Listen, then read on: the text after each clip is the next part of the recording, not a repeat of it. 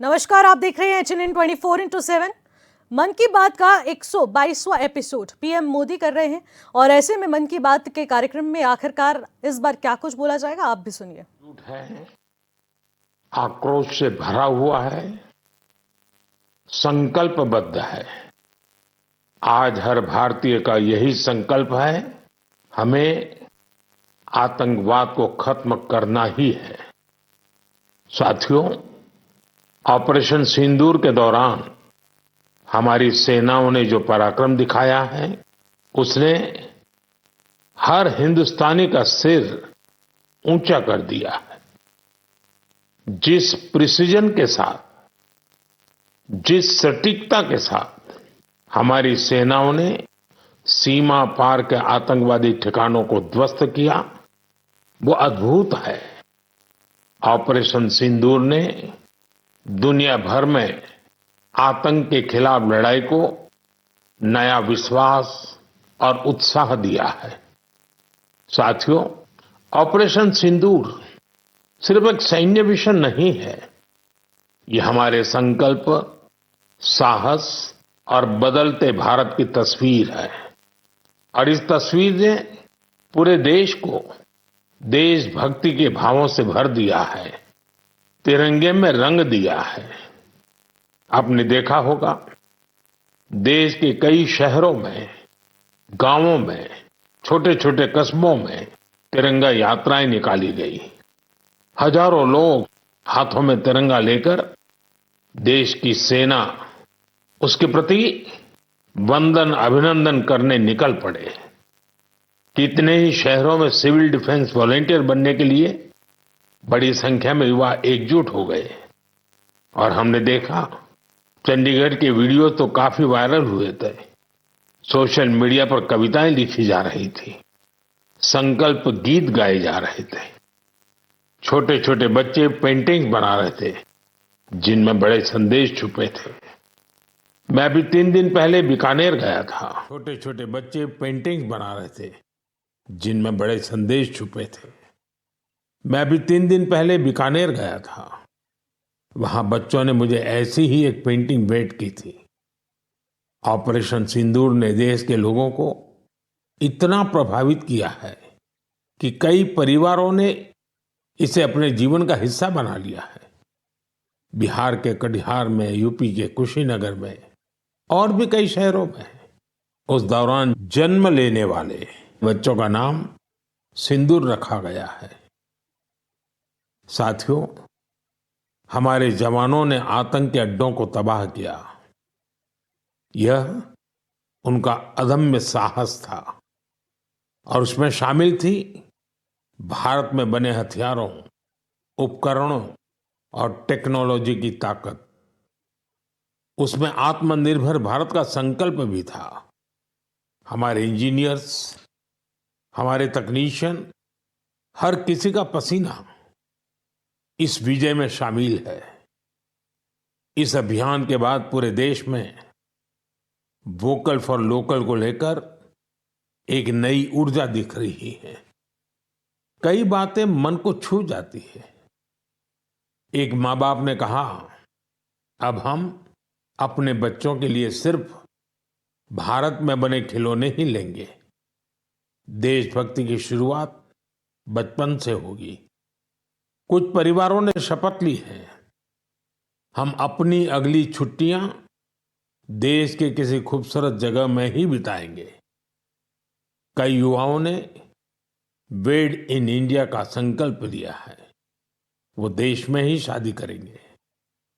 किसी ने ये भी कहा है, अब जो भी गिफ्ट देंगे वह किसी भारतीय शिल्पकार के हाथों से बना होगा।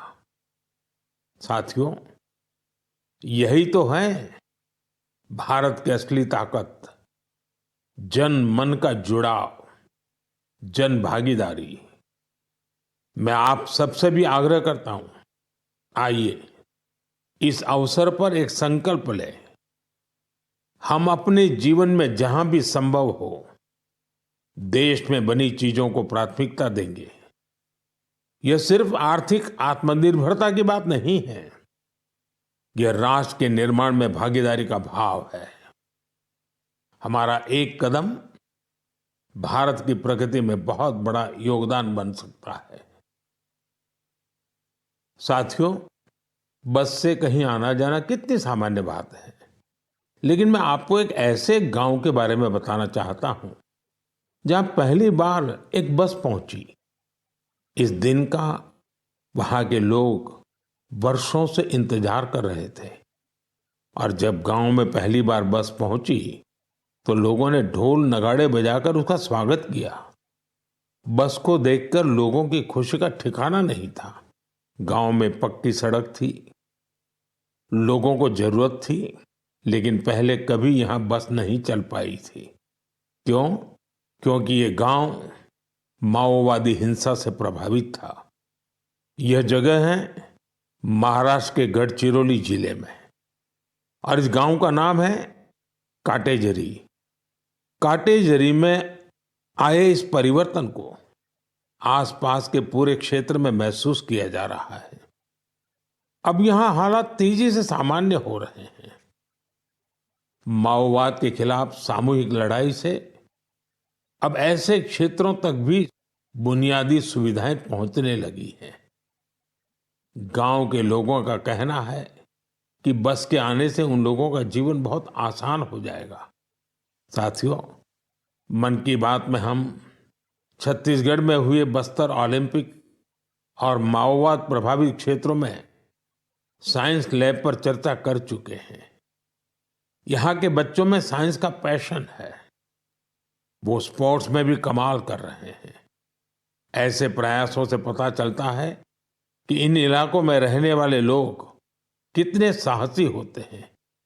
इन लोगों ने तमाम चुनौतियों के बीच अपने जीवन को बेहतर बनाने की राह चुनी है। मुझे यह जानकर भी बहुत खुशी हुई कि 10वीं और 12वीं की परीक्षाओं में दंतेवाड़ा जिले के नतीजे बहुत शानदार रहे हैं। करीब 95% रिजल्ट के साथ ये जिला 10वीं के नतीजों में टॉप पर रहा। वहीं 12वीं की परीक्षा में इस जिले ने छत्तीसगढ़ में छठा स्थान हासिल किया। सोचिए, जिस दंतेवाड़ा में कभी माओवाद चरम पर था, वहां आज शिक्षा का परचम लहरा रहा है। ऐसे बदलाव हम सभी को गर्व से भर देते हैं। मेरे प्यारे देशवासियों, अब मैं लायंस, शेरों से जुड़ी एक बड़ी अच्छी खबर आपको बताना चाहता हूं।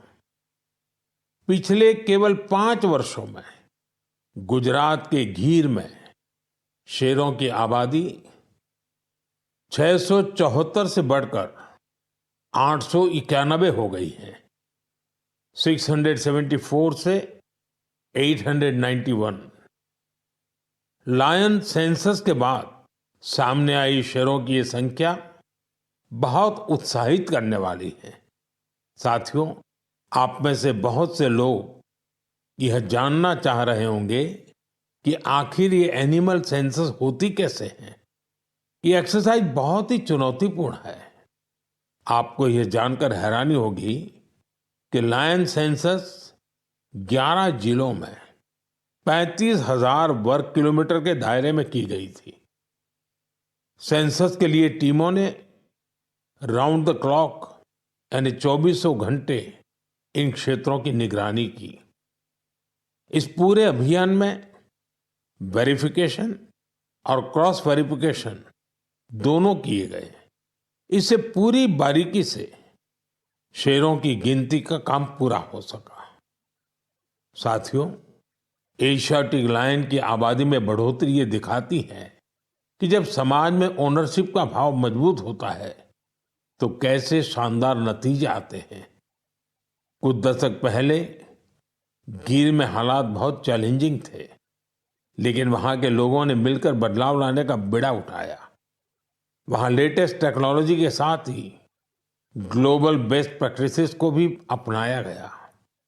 इसी दौरान गुजरात ऐसा पहला राज्य बना जहां बड़े पैमाने पर फॉरेस्ट ऑफिसर के पद पर महिलाओं की तैनाती की गई। आज हम जो नतीजे देख रहे हैं उसमें इन सभी का योगदान है। वाइल्ड लाइफ प्रोटेक्शन के लिए हमें ऐसे ही हमेशा जागरूक और सतर्क रहना होगा। मेरे प्यारे देशवासियों, 2-3 दिन पहले ही मैं पहली राइजिंग नॉर्थ ईस्ट समिट में गया था। उससे पहले हमने नॉर्थ ईस्ट के सामर्थ्य को समर्पित अष्टलक्ष्मी महोत्सव भी मनाया था। नॉर्थ ईस्ट की बात ही कुछ और है। वहाँ का सामर्थ्य, वहाँ का टैलेंट वाकई अद्भुत है। मुझे एक दिलचस्प कहानी पता चली है क्राफ्टेड फाइबर्स की। क्राफ्टेड फाइबर्स ये सिर्फ एक ब्रांड नहीं, सिक्किम की परंपरा, बुनाई की कला और आज के फैशन की सोच, तीनों का सुंदर संगम है। इसकी शुरुआत की डॉक्टर चेवांग नोरबू भूटिया ने। पेशे से वो वेटरनरी डॉक्टर है और दिल से सिक्किम की संस्कृति के सच्चे ब्रांड एम्बेसडर। उन्होंने सोचा क्यों न बुनाई को एक नया आयाम दिया जाए, और इसी सोच से जन्म हुआ क्राफ्टेड फाइबर का। उन्होंने पारंपरिक बुनाई को मॉडर्न फैशन से जोड़ा और इसे बनाया एक सोशल एंटरप्राइज। अब उनके यहाँ केवल कपड़े नहीं बनते, उनके यहाँ जिंदगियां बुनी जाती है। वे लोकल लोगों को स्किल ट्रेनिंग देते हैं, उन्हें आत्मनिर्भर बनाते हैं। गांवों के बुनकर, पशुपालक और सेल्फ हेल्प ग्रुप, इन सबको जोड़कर डॉक्टर भूटिया ने रोजगार के नए रास्ते बनाए हैं। आज स्थानीय महिलाएं और कारीगर अपने हुनर से अच्छी कमाई कर रहे हैं। क्राफ्टेड फाइबर्स के शॉल, स्टॉल, दस्ताने, मोजे सब लोकल हैंडलूम से बने होते हैं। इसमें जो ऊन का इस्तेमाल होता है वो सिक्किम के खरगोशों और भेड़ों से आता है। रंग भी पूरी तरह प्राकृतिक होते हैं, कोई केमिकल नहीं, सिर्फ प्रकृति की रंगत। डॉक्टर भूटिया ने सिक्किम की पारंपरिक बुनाई और संस्कृति को एक नई पहचान दी है। डॉक्टर भूटिया का काम हमें सिखाता है कि जब परंपरा को पैशन से जोड़ा जाए तो वो दुनिया को कितना लुभा सकती है। मेरे प्यारे देशवासियों, आज मैं आपको एक ऐसे शानदार व्यक्ति के बारे में बताना चाहता हूं जो एक कलाकार भी हैं और जीती जागती प्रेरणा भी है। नाम है जीवन जोशी, उम्र 65 साल। अब सोचिए, जिनके नाम में ही जीवन हो वो कितनी जीवंतता से भरे होंगे। जीवन जी उत्तराखंड के हल्द्वानी में रहते हैं। बचपन में पोलियो ने उनके पैरों की ताकत छीन ली थी, लेकिन पोलियो उनके हौसलों को नहीं छीन पाया। उनके चलने की रफ्तार भले ही कुछ धीमी हो गई, लेकिन उनका मन कल्पना की हर उड़ान उड़ता रहा। इसी उड़ान में जीवन जी ने एक अनोखी कला को जन्म दिया। नाम रखा बगेट। इसमें वो चीड़ के पेड़ों से गिरने वाली सूखी छाल से सुंदर कलाकृतियां बनाते हैं। वो छाल जिसे लोग आमतौर पर बेकार समझते हैं, जीवन जी के हाथों में आते ही धरोहर बन जाती है। उनकी हर रचना में उत्तराखंड की मिट्टी की खुशबू होती है। कभी पहाड़ों के लोक वाद्य यंत्र, तो कभी लगता है जैसे पहाड़ों की आत्मा उस लकड़ी में समा गई हो। जीवन जी का काम सिर्फ कला नहीं, एक साधना है। उन्होंने इस कला में अपना पूरा जीवन समर्पित कर दिया है। जीवन जोशी जैसे कलाकार हमें याद दिलाते हैं कि परिस्थितियां चाहे जैसी भी हो, अगर इरादा मजबूत हो तो नामुमकिन कुछ नहीं। उनका नाम जीवन है और उन्होंने सच में दिखा दिया कि जीवन जीना क्या होता है। मेरे प्यारे देशवासियों, आज कई ऐसी महिलाएं हैं जो खेतों के साथ ही अब आसमान की ऊंचाइयों पर काम कर रही हैं। जी हाँ, आपने सही सुना। अब गांव की महिलाएं ड्रोन दीदी बनकर ड्रोन उड़ा रही हैं और उससे खेती में नई क्रांति ला रही है। साथियों, तेलंगाना के संगारेड्डी जिले में कुछ समय पहले तक जिन महिलाओं को दूसरों पर निर्भर रहना पड़ता था, आज वही महिलाएं ड्रोन से 50 एकड़ जमीन पर दवा के छिड़काव का काम पूरा कर रही है। सुबह 3 घंटे, शाम 2 घंटे और काम निपट गया। धूप की तपन नहीं, जहर जैसे केमिकल्स का खतरा नहीं। साथियों, गांव वालों ने भी इस परिवर्तन को दिल से स्वीकार किया है। अब ये महिलाएं ड्रोन ऑपरेटर नहीं, स्काई वॉरियर्स के नाम से जानी जाती है। ये महिलाएं हमें बता रही हैं, बदलाव तब आता है जब तकनीक और संकल्प एक साथ चलते हैं। मेरे प्यारे देशवासियों, अंतर्राष्ट्रीय योग दिवस में अब 1 महीने से भी कम समय बचा है। ये अवसर याद दिलाता है कि अगर आप अब भी योग से दूर हैं तो अब योग से जुड़े। योग आपका जीवन जीने का तरीका बदल देगा। साथियों, 21 जून 2015 में योग दिवस की शुरुआत के बाद से ही इसका आकर्षण लगातार बढ़ रहा है। इस बार भी योग दिवस को लेकर दुनिया भर में लोगों का जोश और उत्साह नजर आ रहा है। अलग अलग संस्थान अपनी तैयारियां साझा कर रहे हैं। बीते वर्षों की तस्वीरों ने बहुत प्रेरित किया है।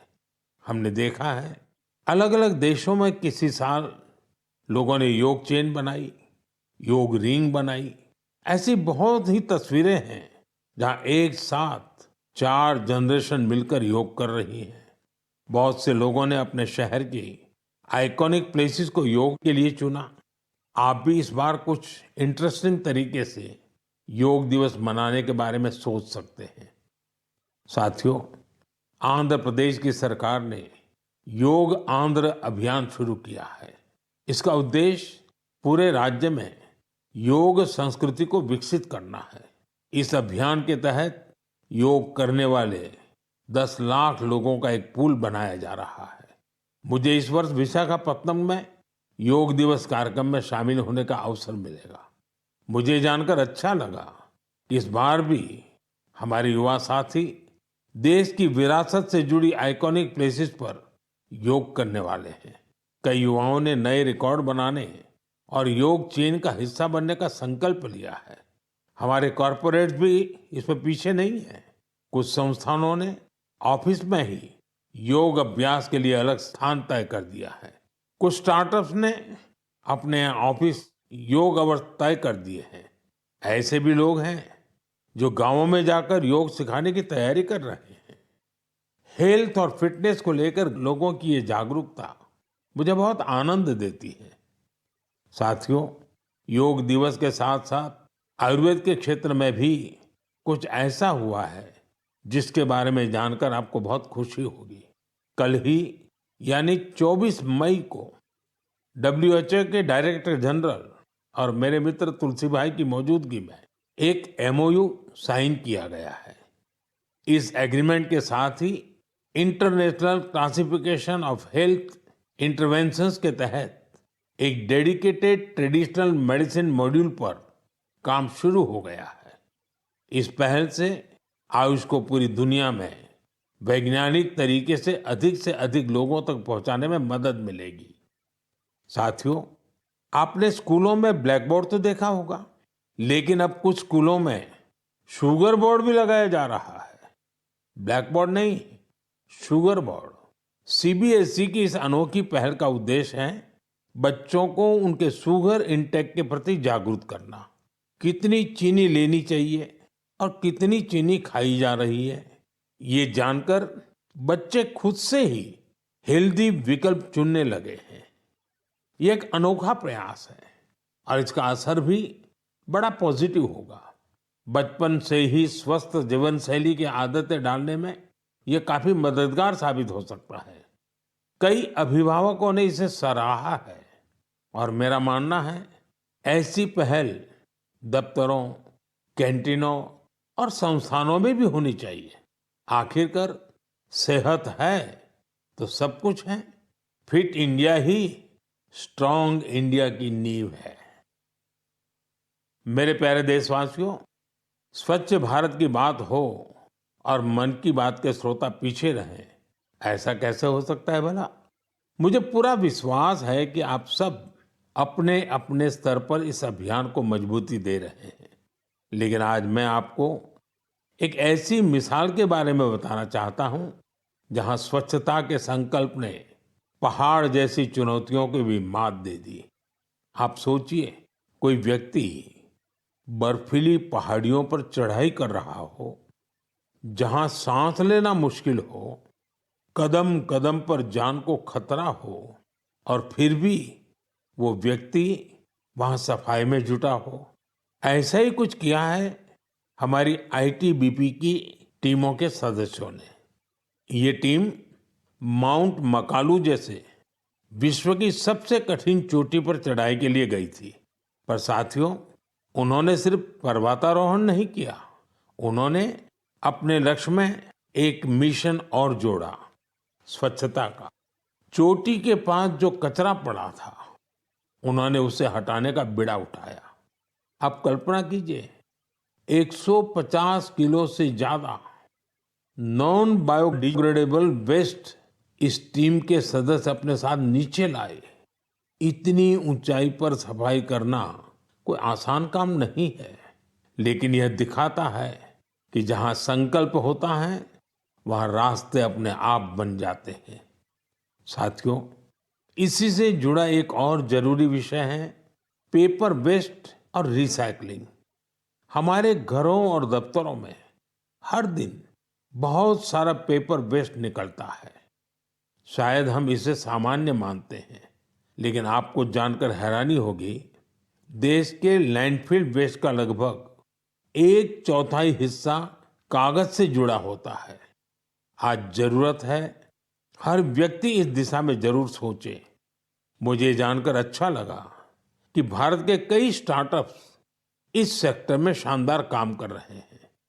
विशाखापत्तनम, गुरुग्राम, ऐसे कई शहरों में कई स्टार्टअप पेपर रिसाइकलिंग के इनोवेटिव तरीके अपना रहे हैं।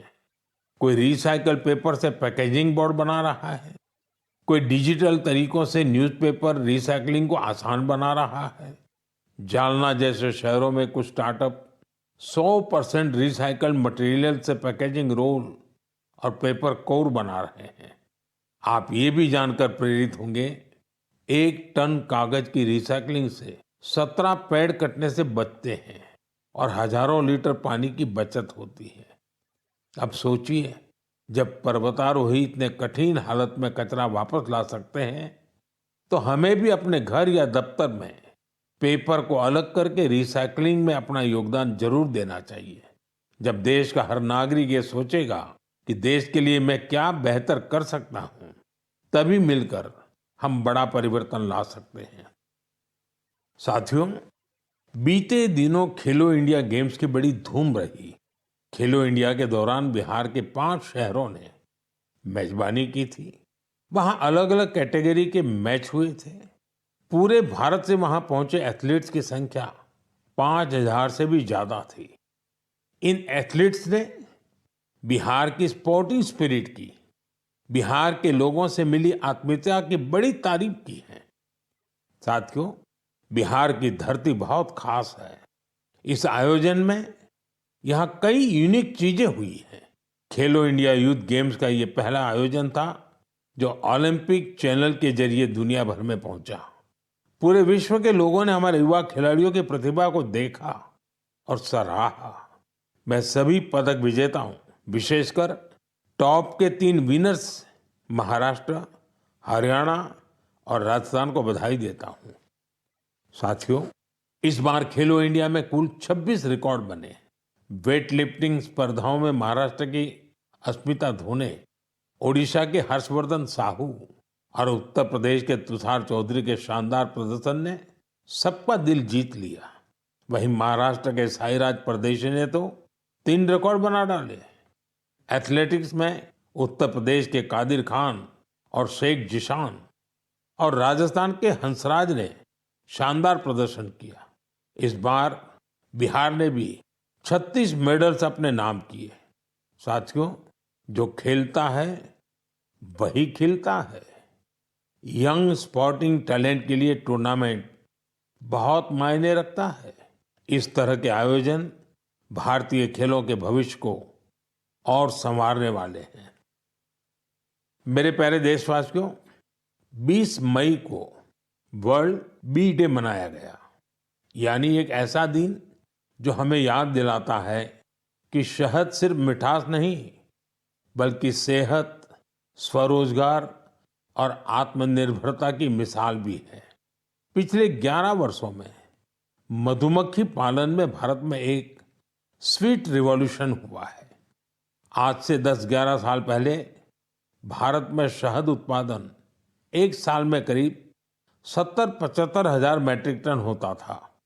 आज ये बढ़कर करीब करीब 1.25 मैट्रिक टन के आसपास हो गया है।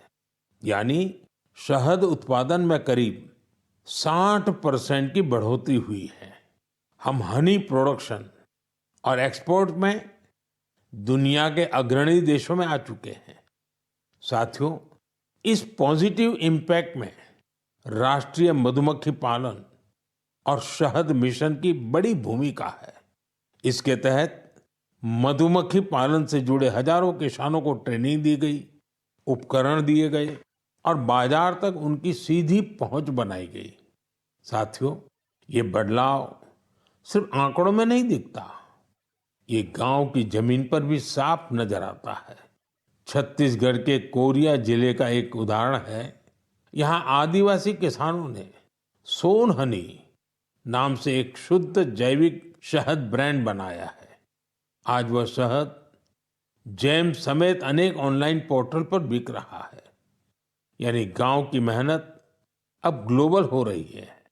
इसी तरह उत्तर प्रदेश, गुजरात, जम्मू कश्मीर, पश्चिम बंगाल और अरुणाचल प्रदेश में हजारों महिलाएं और युवा अब हनी उद्यमी बन चुके हैं।